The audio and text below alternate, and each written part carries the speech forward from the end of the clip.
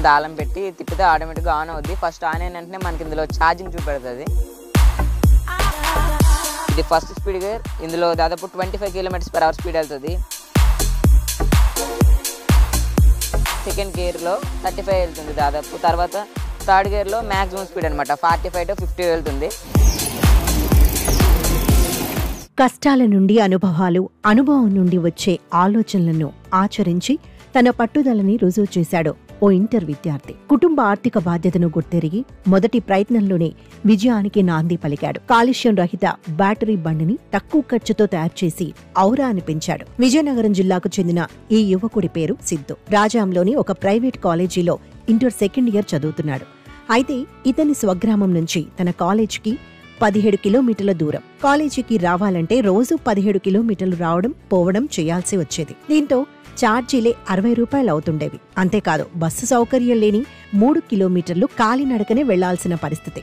ఈ క్రమంలోనే తన కష్టాన్ని తీర్చుకునేందుకు నడుం బిగించాడు సిద్ధు. నేను రాజంలోనే ఉన్న జీసీఎస్ఆర్ కళాశాలలో చదువుతున్నాను. అయితే మా ఊరి నుంచి జీసీఎస్ఆర్ కళాశాలకు రావడానికి దాదాపు 17 కిలోమీటర్లు ప్రయాణించవలసి వచ్చేది. అందులో 3 కిలోమీటర్లు కాలినడకన వచ్చి మిగిలినంత ఆటో కానీ బస్సు కానీ పట్టుకొని రావాలి. సో ఇలా ఆటో లేదా బస్సులో రావడానికి నాకు రోజు దాదాపు 60 రూపాయల వరకు ఛార్జీ అయితే ఖర్చు అయ్యేది. నేనేం చేశానంటే ఒక ఎలక్ట్రిక్ సైకిల్ అయితే తయారు చేశాను. ఒకప్పుడు నాకు 60 రూపాయలు పట్టుకొని వచ్చిన క్లాసులకి అయితే సరిగ్గా అందేవాడిని కాదు. అండ్ చాలా టైం అయితే వేస్ట్ అయ్యేది.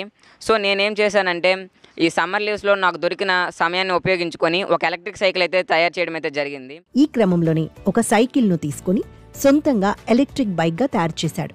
ఇంకేముంది, రైమంటూ ఇంటి నుంచి ఏ కష్టం లేకుండా కాలేజీకి చేరుకుంటున్నాడు. హాయిగా చదువుకుంటున్నాడు. సిద్ధు తయారు చేసిన ఎలక్ట్రిక్ సైకిల్ను 3 గంటలు ఛార్జ్ చేస్తే ఫుల్ అవుతుంది. 80 కిలోమీటర్ల వరకు పరుగులు తీస్తుంది. ఇక దీని గరిష్ట వేగం 50 కిలోమీటర్ల వరకు వెళ్తుందని చెప్తున్నాడు సిద్ధు. ఇక ఎలక్ట్రికల్ సైకిల్ తయారు చేసుకోవడంతో ఇప్పుడు రోజు ఖర్చు 3 రూపాయలకు పడిపోయిందని సంతోషం వ్యక్తం చేస్తున్నాడు. ఈ ఎలక్ట్రిక్ సైకిల్ గురించి మాట్లాడుకోవాలనుకుంటే దీన్ని ఒకసారి ఛార్జింగ్ పెడితే దాదాపు 80 కిలోమీటర్ల వరకు వెళ్తుంది. ఒకసారి ఫుల్ ఛార్జ్ చేయడానికి మనకు దాదాపు 3.5 గంటల సమయం అయితే పడుతుంది. అండ్ ఇందులో గరిష్ట వేగం గంటకు దాదాపు 45 నుంచి 50 స్పీడ్ అయితే ఉంటుంది. అండ్ ఇందులో దాదాపు 120 కిలోల వరకు మనం లోడ్ అయితే పట్టుకెళ్ళవచ్చు.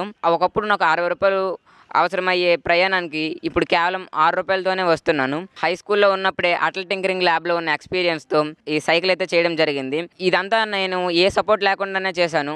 ఒకవేళ ఇది చూసి ప్రభుత్వం కానీ ఎవరైనా ఫౌండేషన్ నుంచి కానీ ఒకవేళ హెల్ప్ చేస్తే దీని కాస్ట్ ఇంకా తగ్గించి దీన్ని ఇంకా మాస్ ప్రొడక్షన్ చేసే అవకాశాలు అయితే ఉన్నాయి.